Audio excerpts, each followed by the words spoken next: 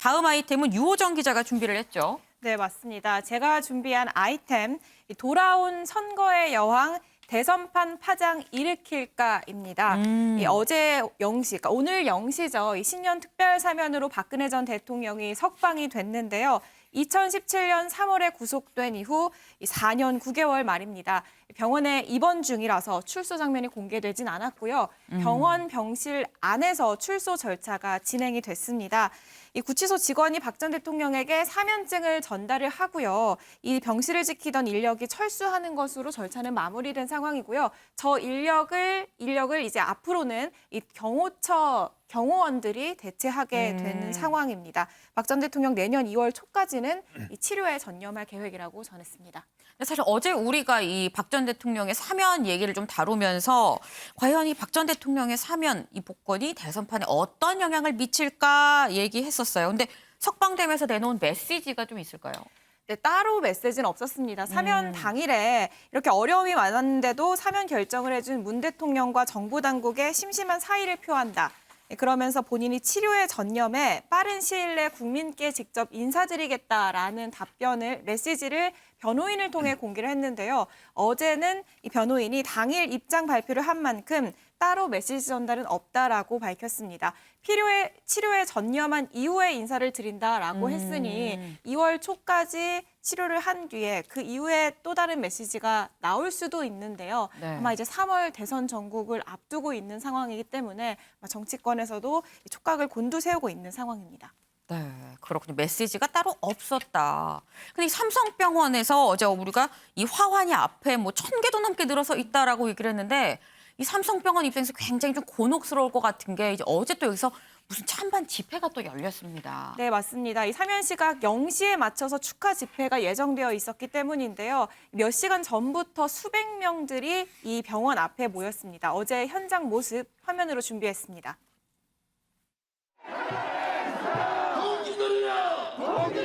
박근혜! 박근혜!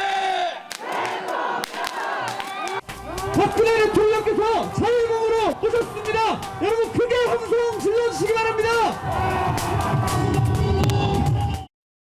네, 이 새벽 0시에 맞춰서 지지자들은 카운트다운을 하고 폭죽을 터뜨렸고요. 박근혜 대통령을 연호하면서 환호성을 질렀습니다. 일부 지지자들은 눈물을 흘리기도 했습니다.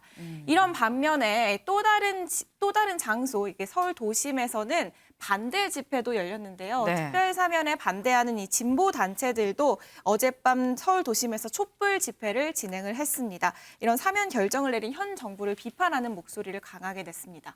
그렇군요. 근데 어제 우리가 이 얘기를 하면서 이 박근혜 전 대통령의 옥중 서신, 뭐 지지자들하고 뭐 주고 받은 이거를 편지를 엮어서 이 책으로 냈다라고 얘기를 했는데 사실 어제 우리 방송 시간에는 이게 내용이 공개가 되지 않았는데 방송이 끝나고 공개가 됐잖아요. 네, 맞습니다. 어제 저녁 발간되자마자 베스트셀러에 올랐습니다. 네. 이 국정농단 사건 재판과 언론 보도를 비판하고 좀 억울함을 호소하는 내용들이 많이 담겨 있는데요.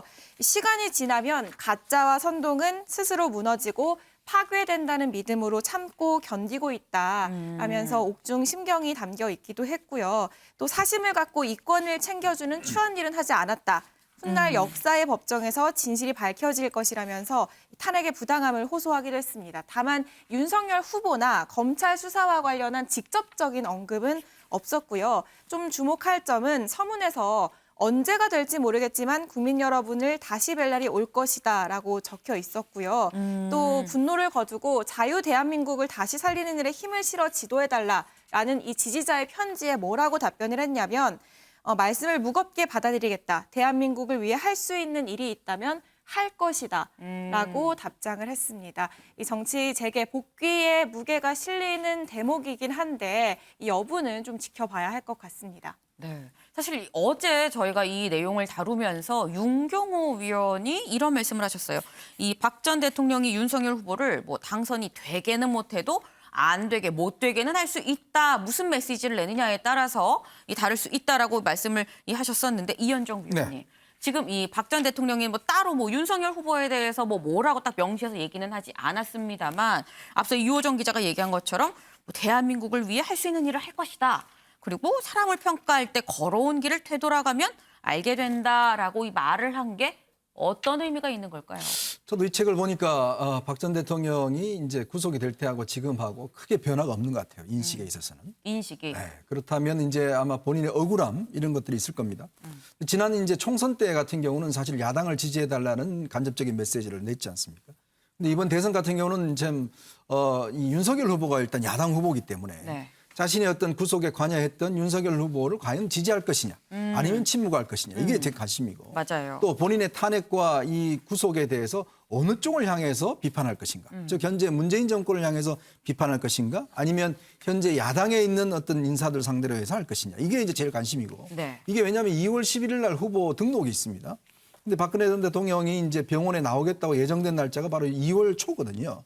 그렇다면 바로 그 시점에 어떤 메시지를 할 건데 제가 볼 때는 일단 뭐 야당을 직접적으로 비난할 것 같지는 않습니다. 왜냐하면 본인이 그동안 취해온 입장도 있고 한데 그럼에도 불구하고 또 윤석열 후보한테 과연 힘을 실어줄 것인가 아니면 정권 교체가 필요하다는 메시지를 날릴 것인가 이게 이제 제일 관심사인 것 같아요.